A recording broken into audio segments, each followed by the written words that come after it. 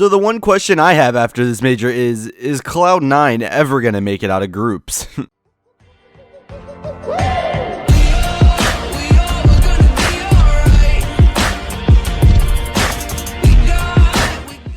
So DreamHack Cluj, the next CSGO major, has come, and it has ended with, of course, Envious winning the crown.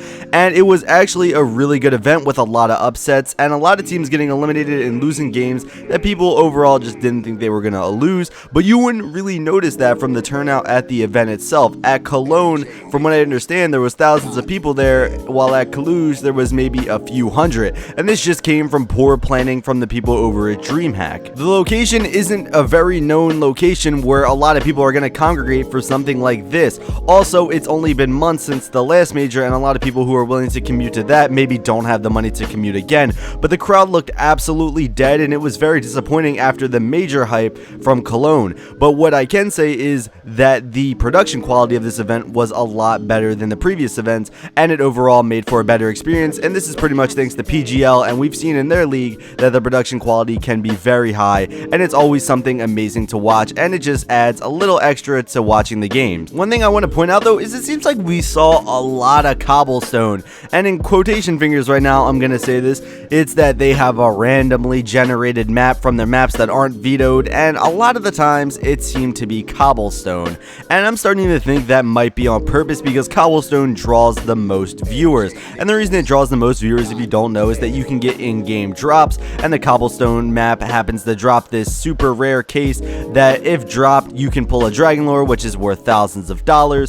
So a lot of the time it seemed that the maps were cobble, and a lot of people thought this was intentionally done by DreamHack to draw in viewership, which really is a good possibility of being true, and it just made it really boring to watch teams play cobble every other map because the variety of maps just got very thin, and I don't know, I got sick of watching cobble maybe after the 4th or 5th time. But going back to the upsets, we've seen a lot of teams get upset.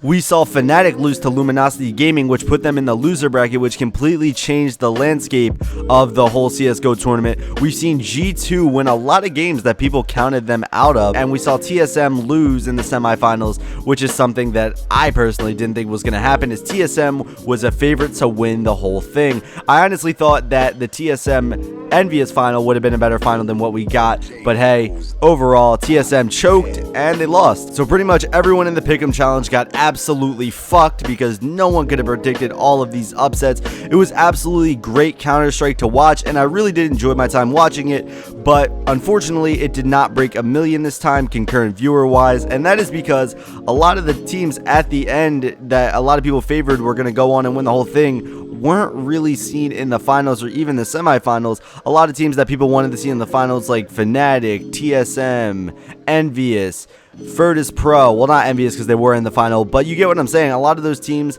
that people thought were going to be in the finals, it didn't really end up happening like everyone thought, and it ended up being Envious and Navi, two great teams, but Navi not really having the biggest fan base ever. A lot of people were just disinterested. But trust me, if you are a big Counter-Strike fan, you would have definitely enjoyed these games. And if you missed it, I definitely recommend going back and checking out the demos because they were definitely great games to watch. Overall, I think DreamHack did a lot of things good and a couple things wrong. And I think you can really look at it and go, this was a little bit off of a major. It wasn't as good as Cologne, but the production quality definitely stepped it up a bit. They just need to plan ahead a little bit more when they're picking locations, and they need to just fix a little bit of fuck ups here and there in the production quality, and they will be a-okay. But this gets me excited for the next CSGO major, which I think will improve upon what DreamHack did here and hopefully bring us an overall better experience as CSGO is growing and getting more popular. I feel like the production quality and overall just the excitement is going to go up into the fucking roof. But yeah, guys, thank you for watching this video, and tell me what you thought of DreamHack 2015 at Cluj down below in the comments section. Tell me what you thought. Did you like it? Did you not like it? Do you think it was just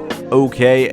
Just let me know in the comments down below. I really want to hear your opinion. And if you like this video, how about you hit that like button? And if you dislike this video for some odd reason, how about you hit that dislike button? And if you're new, how about you subscribe when this video does reach 200 likes? We'll be uploading next one, so be sure to smash that like button. But yeah, guys, this has been the Chosen One Inc., and as always, peace out.